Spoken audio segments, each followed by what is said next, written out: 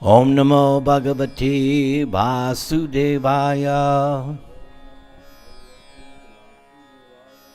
Om Namo Bhagavate Vasudevaya. Om Namo Bhagavate Vasudevaya. Om Namo Bhagavate Vasudevaya.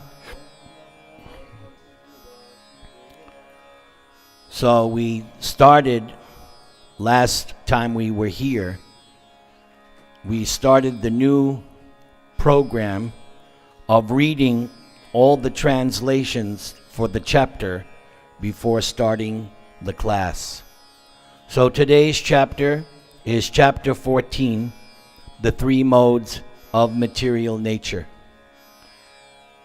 So let's begin with the translations.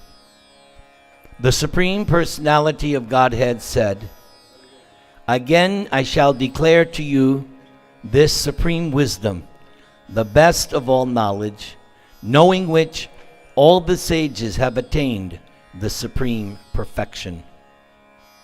By becoming fixed in this knowledge, one can attain to the transcendental nature like my own. Thus established, one is not born at the time of creation or disturbed at the time of dissolution. The total material substance called Brahman is the source of birth, and it is that Brahman that I impregnate, making possible the births of all living beings, O son of Bharata.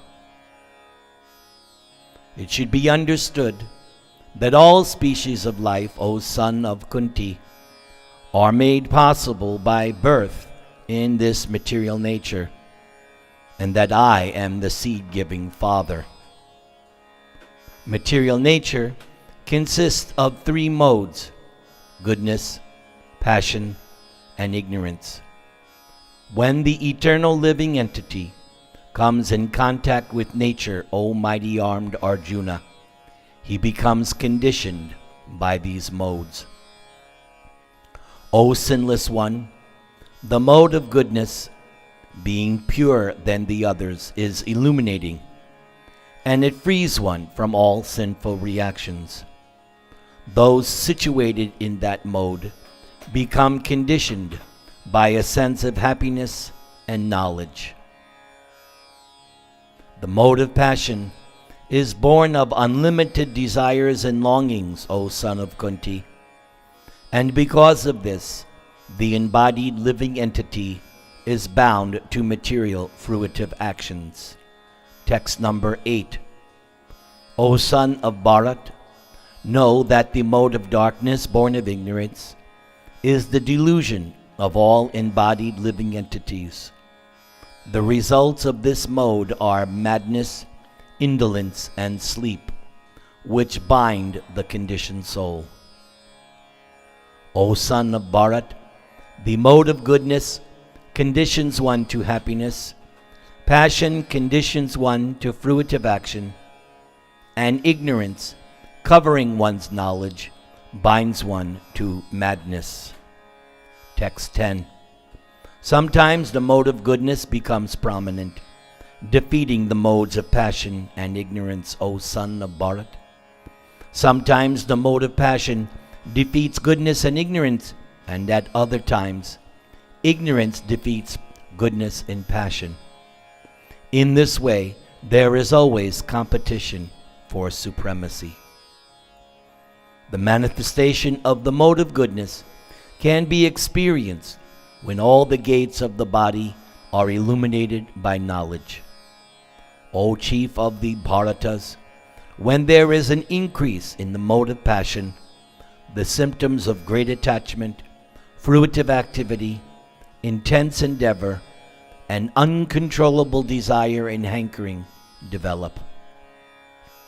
When there is an increase in the mode of ignorance, O son of Kuru, darkness, inertia, madness, and illusion are manifested. When one dies in the mode of goodness, he attains to the pure higher planets of the great sages. When one dies in the mode of passion, he takes birth among those engaged in fruitive activities. And when one dies in the mode of ignorance, he takes birth in the animal kingdom. The result of pious action is pure and is said to be in the mode of goodness. But action done in the mode of passion results in misery, and action performed in the mode of ignorance results in foolishness. Text 17. From the mode of goodness, real knowledge develops. From the mode of passion, greed develops. And from the mode of ignorance develop foolishness, madness, and illusion. Those situated in the mode of goodness gradually go upward to the higher planets. Those in the mode of passion live on the earthly planets, and those in the abominable mode of ignorance go down to the hellish worlds. When one properly sees that in all activities no other performer is at work than these modes of nature, and he knows the Supreme Lord, who is transcendental to all these modes, he attains my spiritual nature. When the embodied being is able to transcend these three modes associated with the material body, he can become free from birth, death, old age, and their distresses, and can enjoy nectar even in this life. Arjuna inquired, "O my dear Lord, by which symptoms is one known who is transcendental to these three modes? What is his behavior? And how does he transcend the modes of nature?"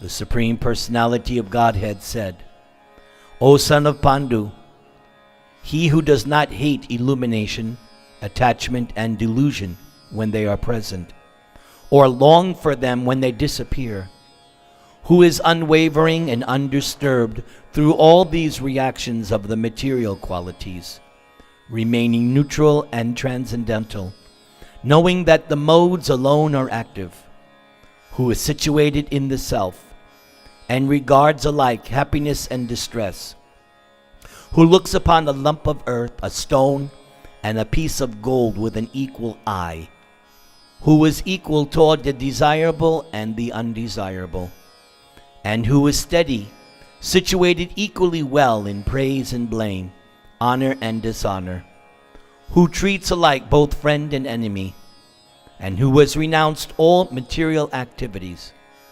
Such a person is said to have transcended the modes of nature." And now the final two verses of this chapter are the most important. Text 26. One who engages in full devotional service, unfailing in all circumstances, at once transcends the modes of material nature, and thus comes to the level of Brahman. And I am the basis of the impersonal Brahman, which is immortal, imperishable, and eternal, and is the constitutional position of ultimate happiness. Before we go to the verses that we're going to study today, I would like to do a short, very short kirtan before we go to the verses. We will start today with verse number 3 of chapter 14. Nama Om Vishnu Padaya Krishna Prishtaya Bhutale Srimate Bhaktivedanta Swami Iti Namane Bolo.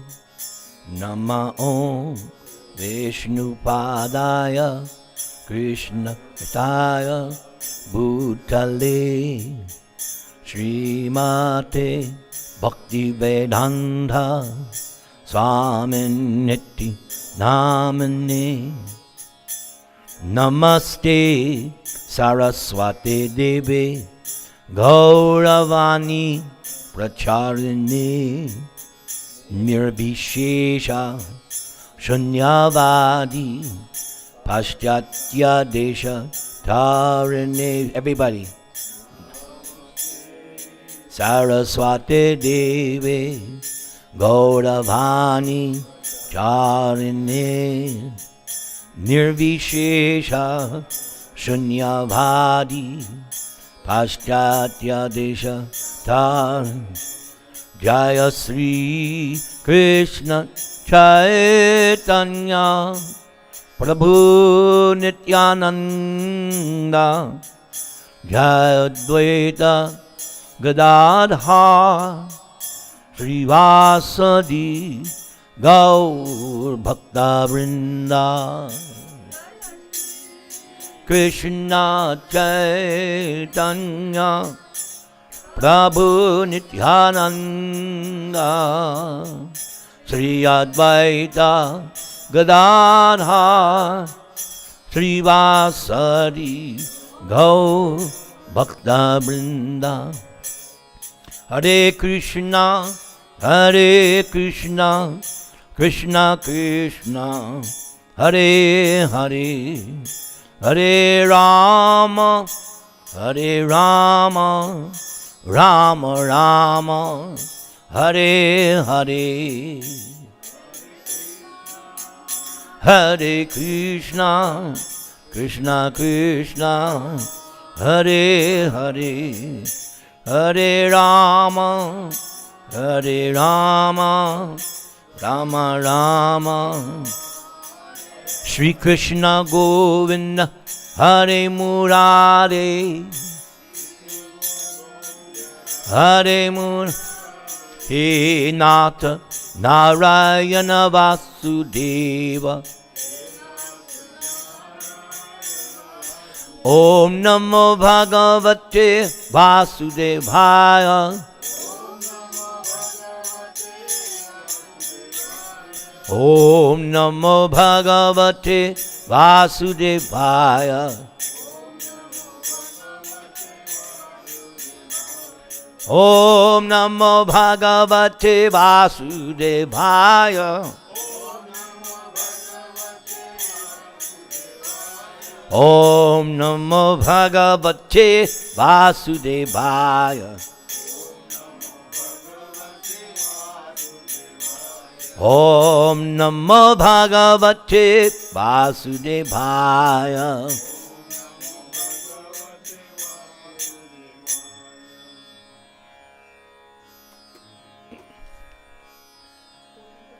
We are studying Chapter 14 of the Bhagavad-gita As It Is. We are starting with text number 3. Tunadapi sunichena taror iva sahishnuna amanina manadena kirtaniya sadahari hare nama hare nama hare namaiva kevalam kalo nastyeva nastyeva nastyeva gatir anyata. I feel I'm going to cry.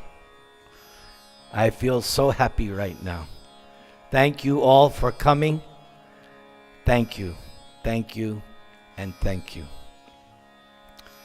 So, the 3 modes of material nature: goodness, passion, ignorance. I learned, or we can learn, from the Bhagavad-gita in the 11th canto, how Krishna instructs us that the mode of ignorance should be thoroughly condemned. We should have nothing to do with the mode of ignorance. Anything in the mode of ignorance, we just throw away. The mode of passion, we should be indifferent. Don't praise it, don't get this, be indifferent. Mode of goodness, there you go. You should conduct your life in all aspects according to the mode of goodness. And then, of course, don't stay there, because the mode we're going to learn in this chapter, The mode of goodness is also binding. And Arjuna asked the question in this chapter, how do I transcend? And the answer was given, devotional service. That devotional service has to be uninterrupted. It has to be constant devotional service. That is how you transcend, and that is the goal. We don't want to stay in these modes, even the mode of goodness. We can be there, but the goal should be to transcend, to go to the spiritual platform. Brahma Bhuyaya, to be on the same platform as God. And I always remember that statement by Lord Chaitanya to Sanatan Goswami, because coming up now is Rath Yatra in LA. Tomorrow we'll have the Snana Yatra. And so Sanatan wanted to commit suicide by diving in front of the Jagannath cart and giving up his body. But Lord Chaitanya said, no, that's an act in the mode of ignorance. You'll not get Krishna by acting in the mode of ignorance. Lord Chaitanya said, if it was that easy to get Krishna, I would do that 100 times. But actions in the mode of ignorance, such as that, you become a ghost. You don't get Krishna. So Lord Chaitanya is saying no. But then Lord Chaitanya told Sanatan, when a devotee surrenders at the time of initiation, Krishna accepts that person as good as himself. So just see how valuable is that initiation. Most of you have already done that. The boys, their day is coming. That day is coming. At the time of initiation, Krishna accepts you as good, and then we have to keep ourselves on that platform by strictly following the regulative principles, and then of course, most important, chanting the Maha Mantra. Everybody. Hare Krishna, Krishna Krishna, Hare Hare Ram, Ram Ram. Meenakshi Vajrani, when I'm on my deathbed, would you chant loudly for me? Thank you. If I hear your loud chanting at the time of death, surely I will go back to Godhead. There is no doubt about it.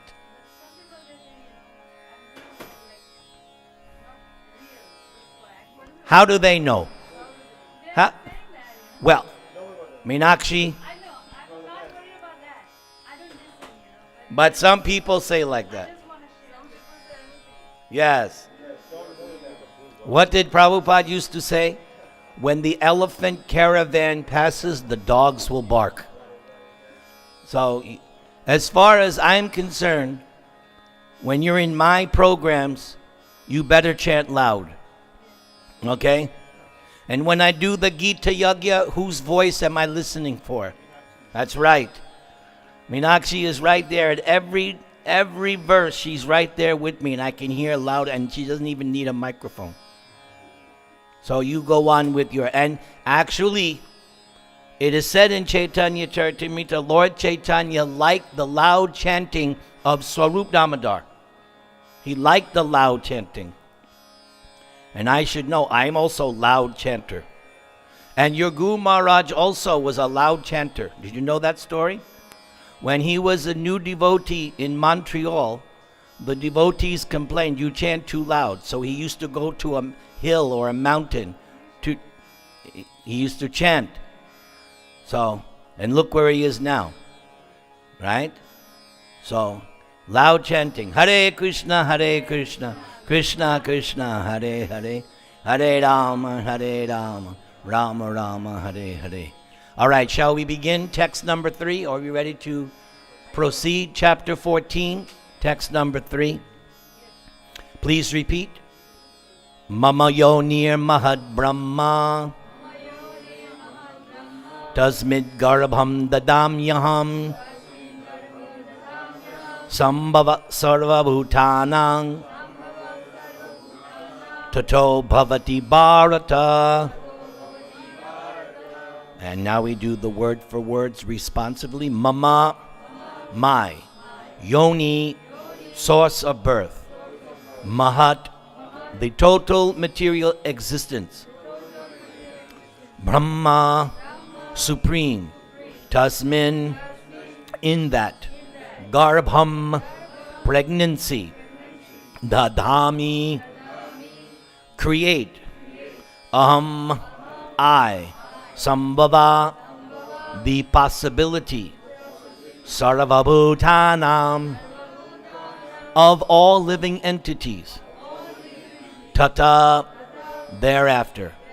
Bhavati, becomes. Bharata, O son of Bharat.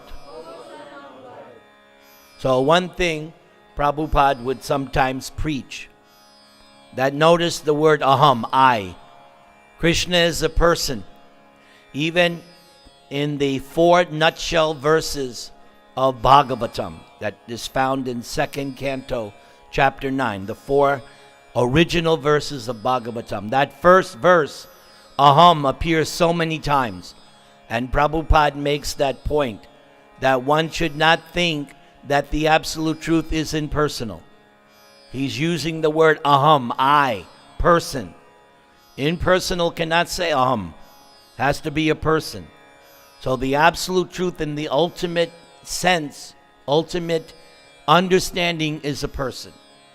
And then when I asked Hari Shari Prabhu and I asked Shama Sundar Das, both of these persons were close associates of Prabhupada. So on 2 different occasions, I asked them, Prabhu, you spend so much time with Prabhupada, one-on-one, hours and hours. What was the most significant thing you learned from our spiritual master? And both of them said, now these are 2 different occasions, separated by a couple of years.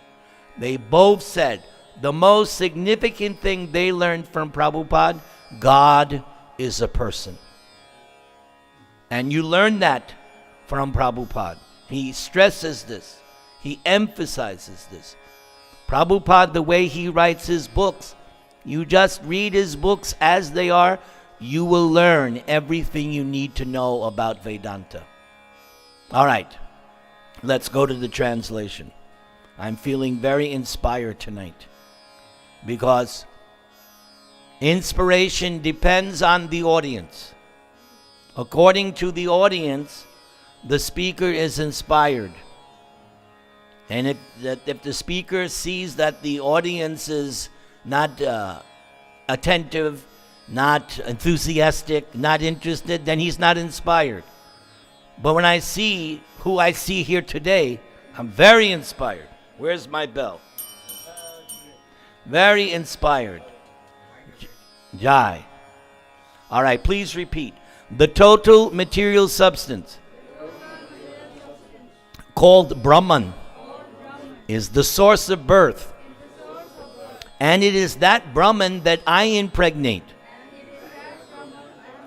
making possible the births of all living beings. O son of Bharat. So this ties in with that verse from chapter 9. Mayadhyakshena prakriti suyate sacharacharam hetunanena kaunteya jagad viparivartade. That Krishna says the material energy is working under my direction. And then we learn from Bhagavatam, we learn from the Brahma Samhita, that those souls who were not fit to go back to Godhead, they enter the body of Mahavishnu and they go to sleep for some time. Then when Mahavishnu exhales, all those living entities, right, are injected. Now, what happens is, Mahavishnu glances at the material energy, Durga. His glance takes the form of Shambhu.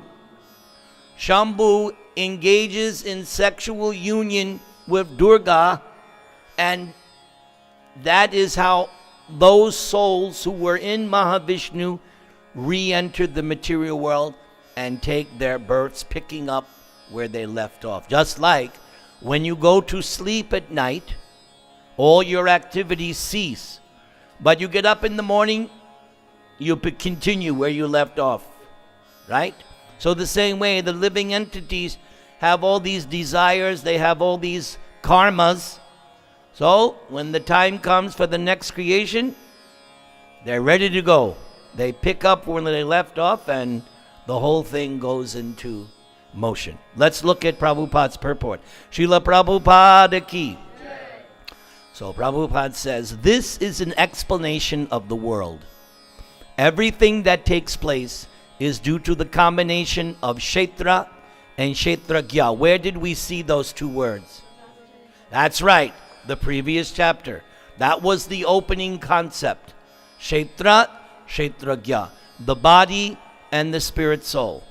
This combination of material nature and the living entity is made possible by the Supreme God Himself, which means we are not independent.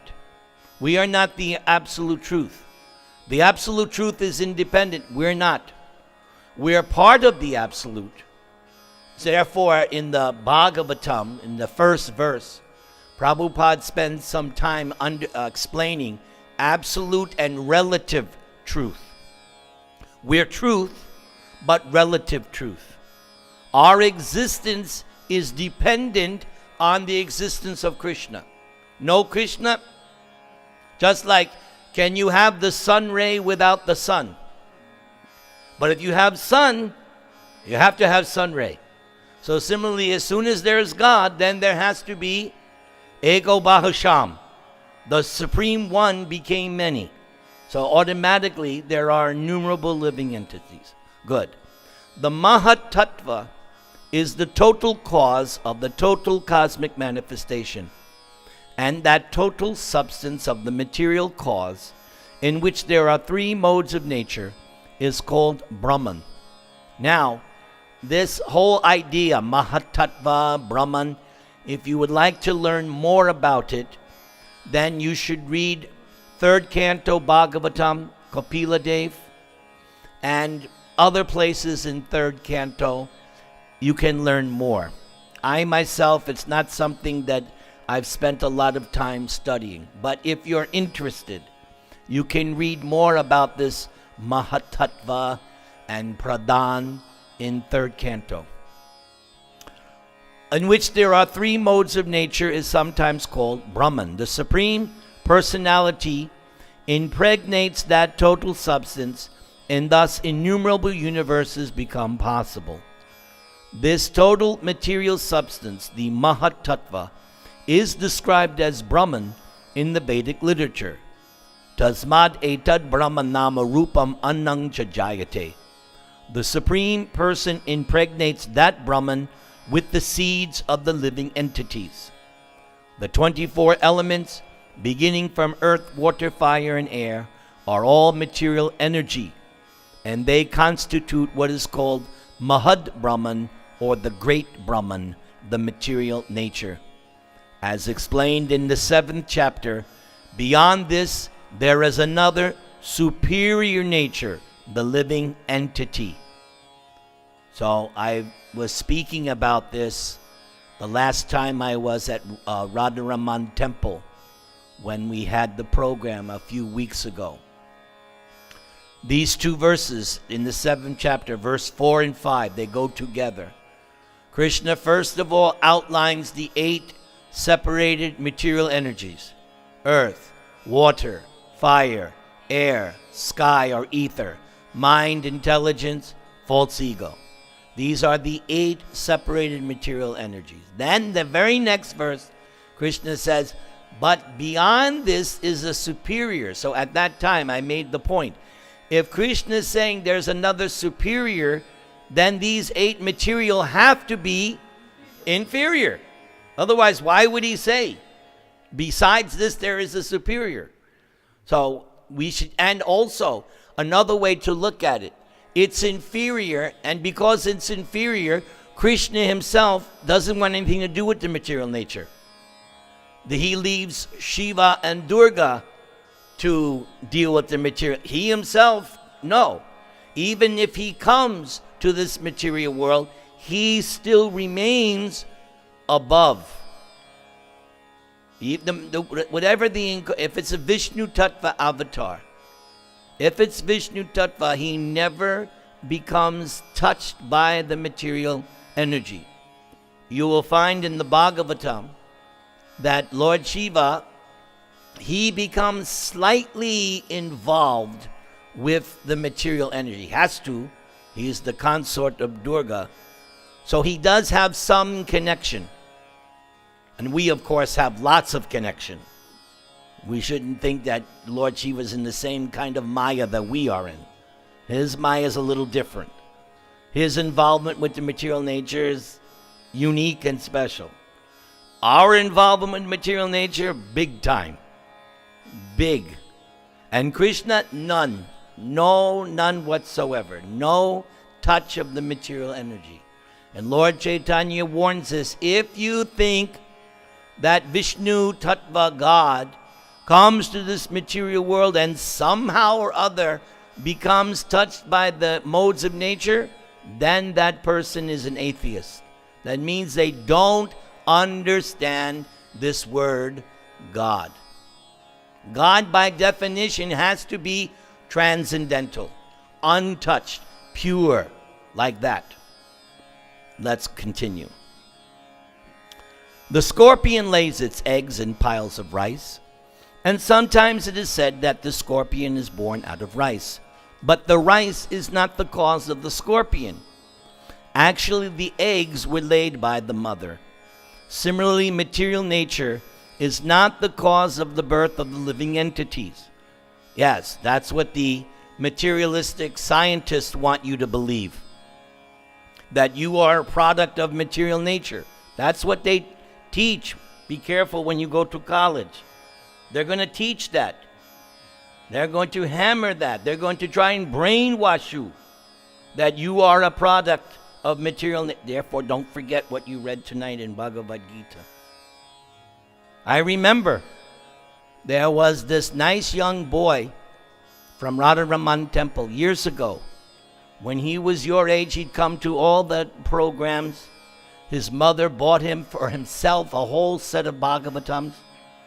I used to see him all the time then. So many years I didn't see him. Then one time there was a funeral. I can't remember whose funeral it was.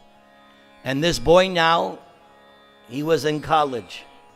So at the end of the funeral, he came up to me. He said, Prabhu, you remember? He said, yes, I remember. He said, I am completely contaminated.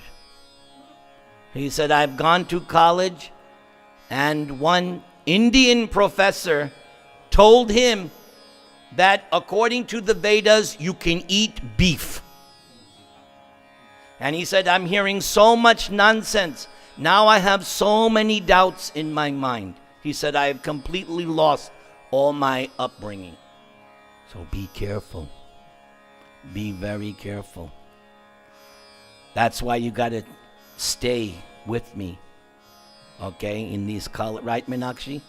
They have to stay with me. Otherwise, you wind up like this. I mean, he was totally, you could see it on, he confessed. He said, I'm totally fallen. I have so many doubts now. Continue. Similarly, material nature is not the cause of the birth of the living entities. The seed is given by the Supreme Personality of Godhead, and they only seem to come out as products of material nature.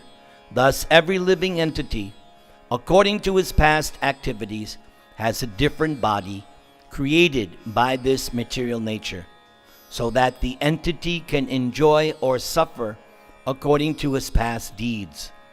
The Lord is the cause of all the manifestations of living entities in this material world. That's why in the next chapter, big verses coming up. Mamai vangso jiva loke jiva bhuta sanatana. Krishna says, you're my part and parcel, not the material energies part and parcel. Krishna is claiming you as his child. Everyone is Krishna's child. Otherwise, he uses the word angsha, part and parcel. So we should always remember, I am part and parcel of God. Not America, not India, not material nature. I am part and parcel of God. I am child of God. That's what I am. All right, let's go to text number 4. Sarva yonishu kaunteya murtaya sambhavantiya tasam brahma mahadyonir ahang bija pradapita sarva yonishu, in all species of life. Kaunteya, O son of Kunti. Murtaya, forms. Sambhavanti, they appear. Ya, which. Tasam, of all of them. Brahma, the supreme. Mahat Yoni, source of birth in the material substance. Aham, I. Bija Prada, the seed giving. Pita, father. So this verse is just like that verse I just referred to that's coming up in chapter 15. It's very similar. Let's look at the translation. Please repeat. It should be understood that all species of life, O son of Kunti, are made possible by birth in this material nature, and that I am the seed-giving Father. Here it is again. Krishna is saying, I am your Father. I am your Father.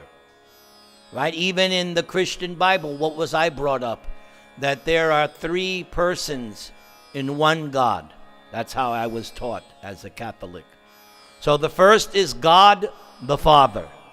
That's the first thing I learned. Then there was God the Son, and then they used to say Holy Ghost. Then they changed it to Holy Spirit. I don't know why they changed it, but they changed it. So they have this conception, God the Father.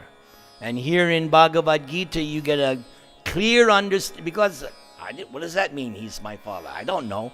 But when you read Bhagavad-gita and Bhagavatam, now I understand what they taught me when I was 6 or 7 years. Now it makes, okay, now I understand.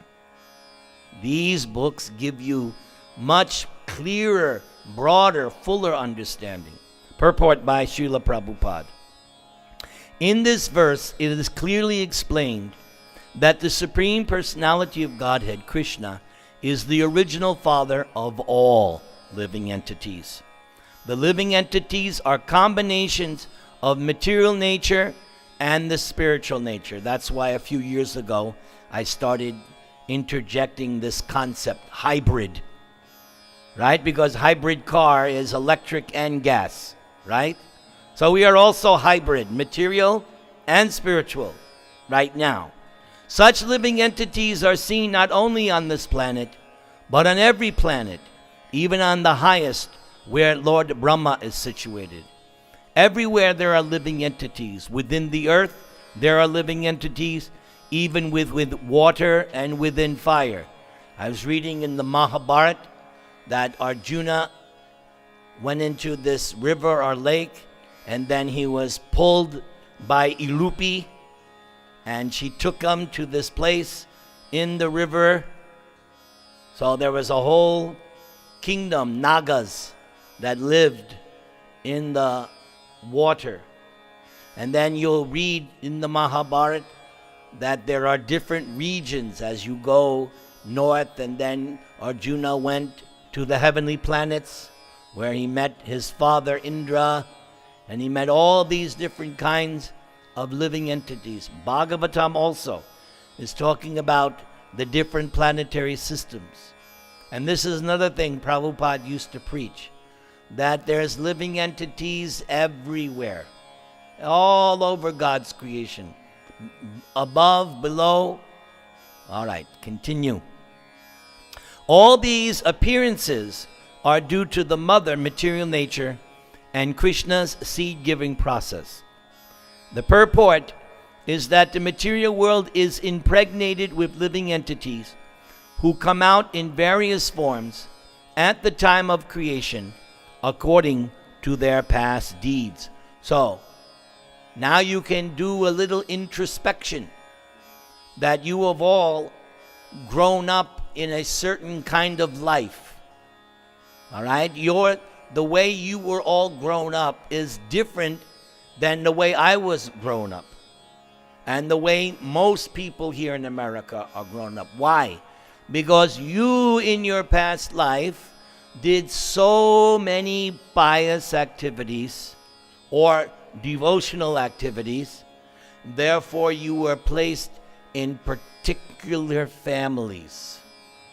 All right? Not that you get puffed up about it, but the fact of the matter is you were born in special families, and right from birth you were taught so many advanced concepts of Aryan super. Yes?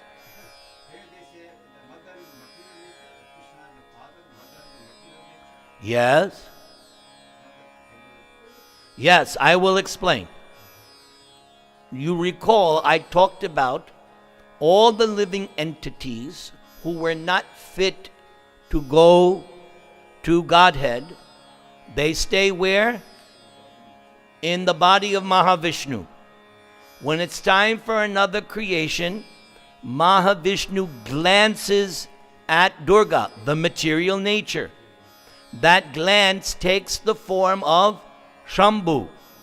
Shambhu has sexual union with Durga, and in that discharge, all those living entities take their birth in material nature. All right, so just like a man impregnates his wife, so Lord Shiva here is also to be considered like the father, because many Hindu people accept Lord, and that's correct, because as I just explained, he's the one that engages in this act on behalf of Mahavishnu. So you could also say Lord Shiva is the father. There's no harm, right? From this angle of vision, he's actually injecting into the womb of material nature. Okay? Does it make sense now?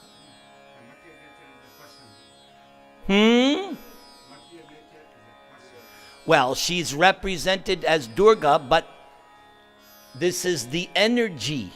Everything around us is the energy. She's personified, but this is all her energy. When you go to the spiritual world, everything is spiritual energy. Last time we were here, you were bringing up a point, and I mentioned to you that in the spiritual world, you have spiritual bodies, not material. You can't have a material body in the spiritual world. It's impossible. But you have a spiritual body made of spiritual energy. This body is made of material energy.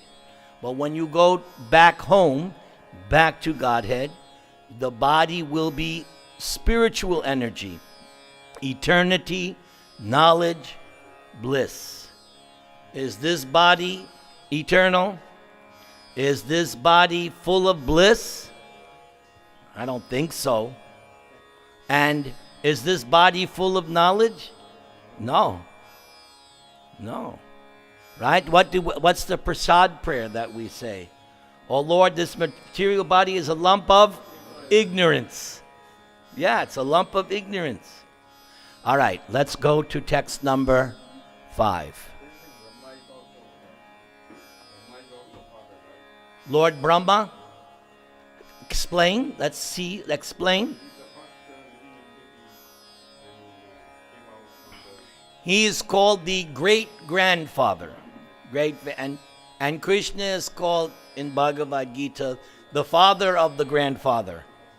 Yes.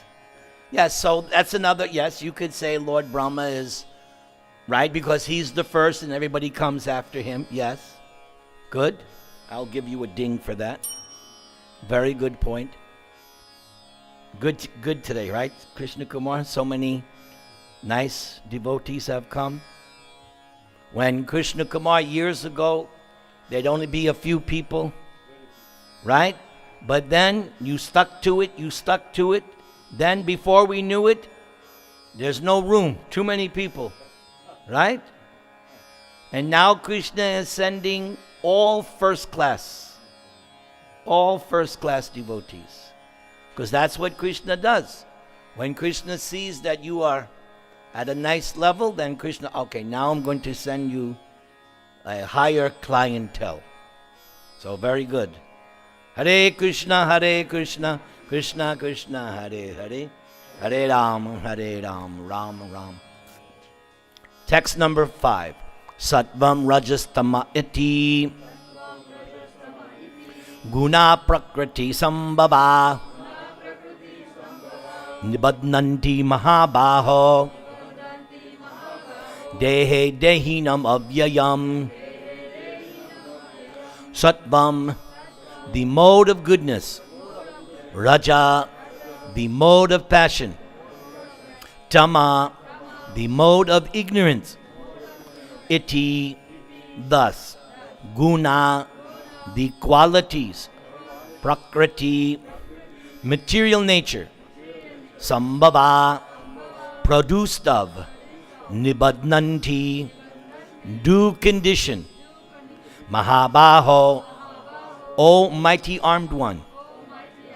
Dehe, in this body. Dehinam, the living entity. Avyayam, eternal. Please repeat. Material nature consists of 3 modes: goodness, passion, and ignorance. When the eternal living entity comes in contact with nature, O mighty armed Arjuna, he becomes conditioned by these modes. So this verse is very, very instructive. Just like if you come in contact with a very potent disease, chances are you're going to get that disease, especially if your immune system is not strong. You come in contact, and some diseases doesn't matter. If you come in contact with someone who's very, very infectious, it's very sick, you can also become very, very sick. Just like earlier this year, I got pneumonia. And then the doctor said, yeah, and because of you, your wife got pneumonia. Because it's that contaminating. Or when Tukaram came back from India, his kids had, what was that? Chicken pox. And then what happened? So many kids and adults got the chicken pox. And they told everybody, don't come to the temple. Because they're going, it was, so that's the point, that you come in contact with these powerful diseases, you're going to get disease. So the same way, whatever modes of nature you associate with, it's going to affect you. Like here is Saturday night. So lots of mudhas, what are they going to do tonight? Drink, naked dancing, party, illicit sex, meat eating, gambling. They're going to get so contaminated just by that, contacting those modes of nature.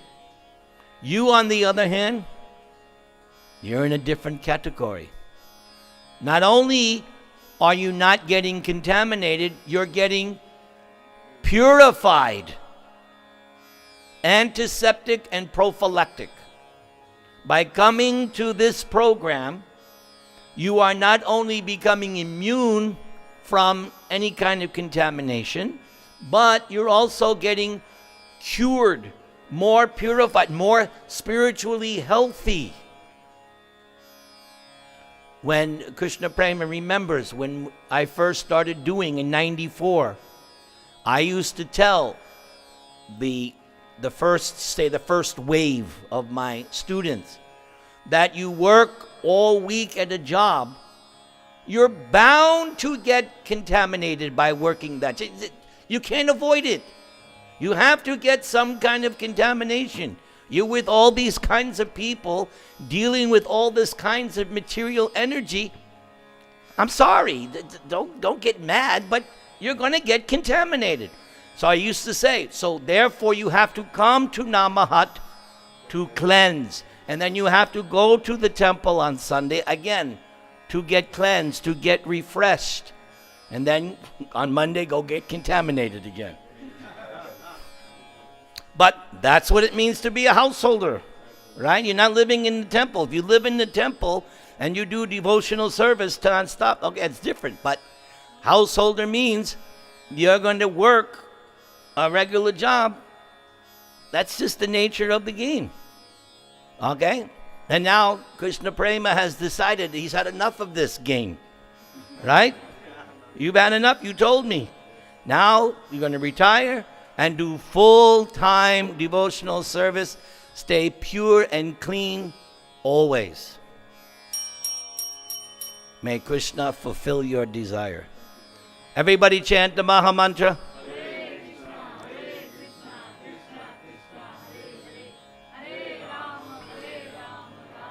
So always remember, choose your association wisely, because that association is going to determine what modes of nature you are going to come in contact with.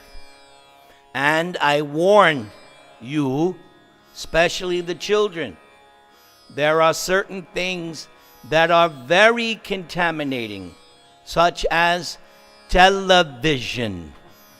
Very contaminating. And yes, internet. Yes. You have to be very careful what you associate, because this is the age of Kali. Everything is super contaminating. Everything. Sometimes things look very innocent, and before you know, oh my God. So you have to be very, very careful what you associate with. I mean, there's thousands and thousands of examples here in America. I'm not talking about India. I'm talking about just regular American kids. They got in a car with their friends. They thought it was just going to be some fun. Then somebody starts drinking. Next thing you know, the parents get a call, your child has died in a car accident. Because of who they associate. They themselves probably didn't do anything, but they were in that association. And the next thing you know, no more Bobby, no more Janie. Finished. So you have to be very, very careful what you associate with. Because this is Kali Yuga, the age of Duryodhan. We were reading today. I read it again today. Duryodhan represents the age of Kali. So just think, age of Kali, just think about Duryodhan, meditate on Duryodhan. Duryodhan meditation. Is that what you want to become like? No. Better to become like who? Arjuna. Right. Or Yudhishthira. Like that. All right. Let's go to the purport. We're on text number 5. The living entity, because he is transcendental, has nothing to do with this material nature. Still, because he has become conditioned by the material world, he is acting under the spell of the 3 modes of material. I love that phrase, spell. Just like that song, Jeev Jago, Gora Chandra Bole, Kota Nidra Jao Maya Pisa Chira Kole. Lord Chaitanya is calling to everyone, wake up. How long will you sleep with your head on the lap of a witch known as Maya? Calls her a witch. Just see the strong language of Lord Chaitanya. He calls Maya a witch. So what do witches do? They put you in the spell. And when you're in that spell, like right now, there's this big thing. It's been going on for many years. There's this fascination with zombies. Am I right? You kids know all about it. I know you kids. So, if you become under the influence of Maya, you become a zombie. Yes. You're under a spell. Okay? Good that you don't know. Means you're not a zombie. Means you're not in Maya. Because living entities have different kinds of bodies, in terms of different aspects of nature, they are induced to act according to that nature. This is the cause of the varieties of happiness and distress. Earlier, in the earlier purport, in previous chapters, Prabhupada was saying that according to the kind of body you have, you act accordingly. When you have the body of a dog, that's it. You act like a dog. You bark and you bite and you itch. Right? When you have the body of a mosquito, what do? You poke somebody and suck out the blood. And when you have a human body, depending on that kind of human body, you act accordingly. And when you're born with a nice Indian family, nice upbringing, you act like an Aryan. Aryan means one who has refined culture, gentleman, right? One who understands that there are progressive values of life, right? Duryodhan was not an Aryan. That's not Duryodhan. Aryan means Pandavas, cultured, advanced, high-minded, good persons. Let's do one more. Text number 6. Tatra satvang nimalatvat prakashakam manamayam sukha sangena badnati jnana sangena chanaga. All right, please repeat. Tatra, there. Sattvam, the mode of goodness. Nirmalatvat, being purest in the material world. All right, so that's important. That's important. Remember that translation. Purest in the material world. That's in other words, it's referenced. There's a condition. It's not just purest in the material world. Yeah, shh. You're spoiling the plot. Prakashakam, illuminating. Anamayam, without any sinful reaction. Sukha, with happiness. Sangena, by association. Badnati, conditions. Jnana, with knowledge. Sangena, by association. Cha, also. Anaga, O sinless one. So that's referring to who? Arjuna, exactly. And notice, Sangena, by association. And what does even Lord Chaitanya say? And Prabhupada points this out.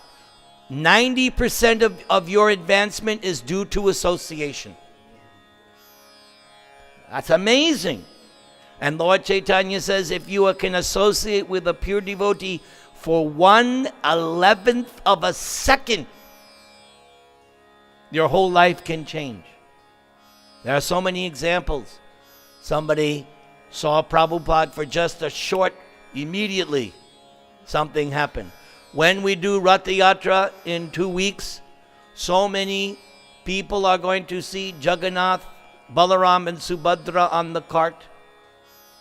They're going to get some purification, even though they may be very, very degraded, half naked, eating something. You know how Venice Beach is. But because they're coming in contact with Jagannath for a few seconds, purification. If they get prasad, that's why prasad distribution is so important. Prabhupada used to say we should have Govinda's restaurants everywhere, and I always say yes, There's this place in Washington called K Street. K Street is where all the lobbyists are. The lobbyists are the ones that make all of our laws. Because you know, our politicians are just prostitutes.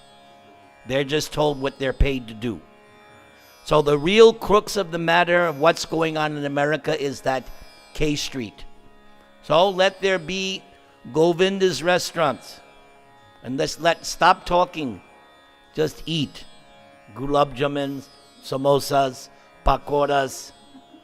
Yes. There should be so in the White House, in the Congress, there should be full gulab jamans, everything, full Krishna. Let's let them eat Krishna Prasad.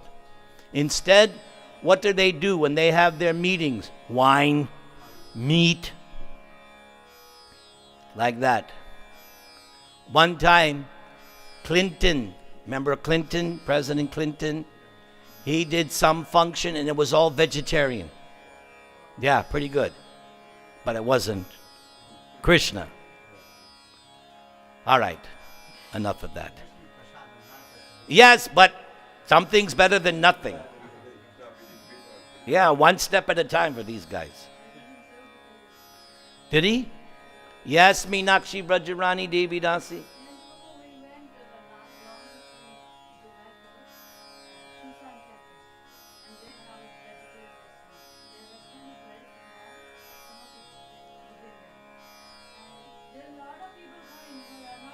Yes. Yes. Yes. That's correct. That's because the cooks, they have Bengali cooks. I've been there. I know the cooks. That prasad is, and they have this thing, Sunday breakfast. People come for pancakes and they have this very broad cuisine. And the Karmis love it. They drive miles in their fancy cars just to have that Sunday breakfast at the temple. What's... We should all go like a field trip Saturday night. We get there Sunday morning. Ah, okay. Very good. All right, did we do... Oh, we did the word for word. Okay. So keep in mind Sangena by association. Please repeat. O sinless one. The mode of goodness, being purer than the others, is illuminating, and it frees one from all sinful reactions. Those situated in that mode become conditioned by a sense of happiness and knowledge. So there's one word here. Everything sounds good. But there's one word that should be a red flag. What's the word? In this translation, everything looks good, but there's one word that to me would be a red flag. What's the word I'm looking at? Which is? No, red flag means not good. What is in this translation? Look at the translation, not the synonyms. Conditioned. That's the red flag. Condition means bound. Condition means prisoner. Do you want to be a prisoner? So even the mode of goodness is not good enough. We want to transcend. That's why we come to Krishna consciousness movement. Because we want to transcend. We want to go back home, back to Godhead, not again take birth. We want to be unconditioned. Right now we're a conditioned soul. We want to become an unconditioned soul. Like the spiritual master, like all the great acharyas and saintly persons, they are unconditioned. Like Vyasadeva, he's unconditioned soul.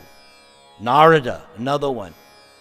The associates of Lord Chaitanya, unconditioned souls. That's who we glorify and praise and pray to. All right, purport. The living entities conditioned by material nature are of various types. One is happy, Another is very active. Another is helpless. All these types of psychological manifestations are causes of the entity's conditioned status in nature. How they are differently conditioned is explained in this section of Bhagavad-gita. The mode of goodness is first considered.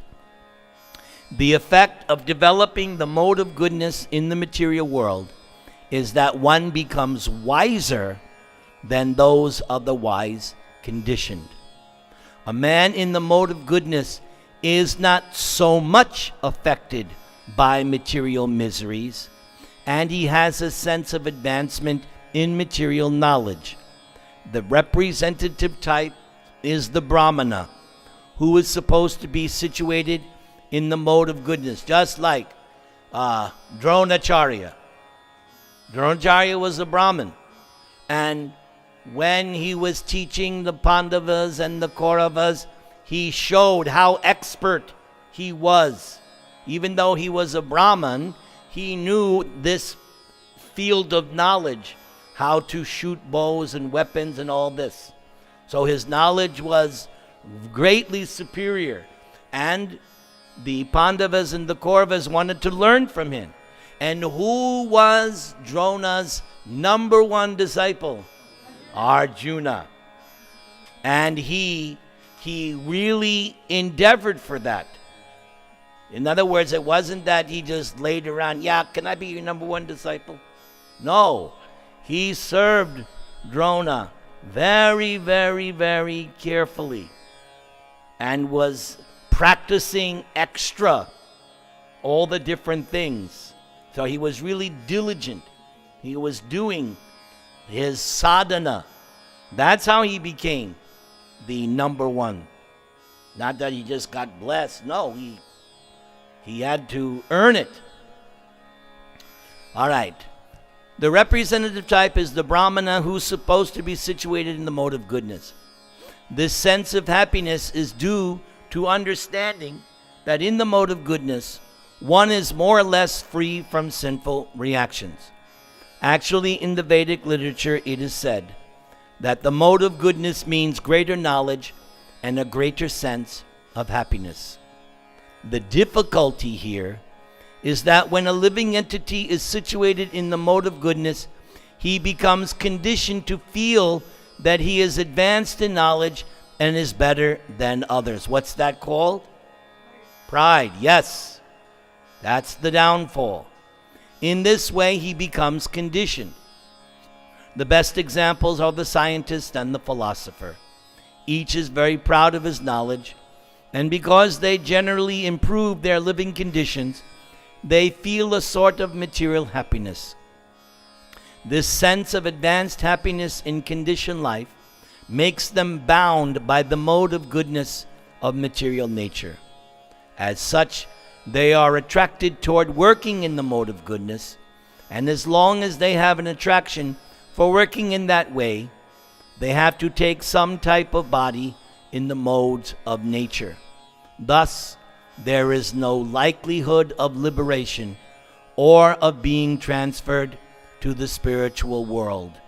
Repeatedly, one may become a philosopher, a scientist, or a poet, and repeatedly become entangled in the same disadvantages of birth and death. But due to the illusion of the material energy, one thinks that that sort of life is pleasant. That, my friends, is Maya. Maya has two potencies. One is she's able to pull you down, again, like we found that word, under the spell. So Maya has that power of putting you under a spell. You're in her clutches. All right? Then the next thing Maya does, as you are pulled down into the material world, you think, I love it. That's the other part of Maya. You actually think, yeah, this is great. Let me have more Maya. And that's what Maya does. And so, Prabhupada says in one place, You start off like a Lord Brahma, and before you know it, you're a worm in stool. Because that's what happens. There's a downward, and that's all because of Maya. Lord Kapila says, this is Lord Kapila, that even the worm in the stool is very happy. The story of Indra, right? When Indra was cursed to become a hog, and Brahma came and said, okay, Indra, it's time to come back. Indra said, what are you talking about? I got my wife. I got my family. I got my nice stool. I'm happy. He didn't want to come back and be Indra. So just see, don't become like that. Don't get pulled down into Maya. Chant Hare Krishna. Everybody. Hare Krishna, Hare Krishna, Krishna Krishna, Hare Hare, Hare Rama, Rama Rama, Hare. So, I would like to hear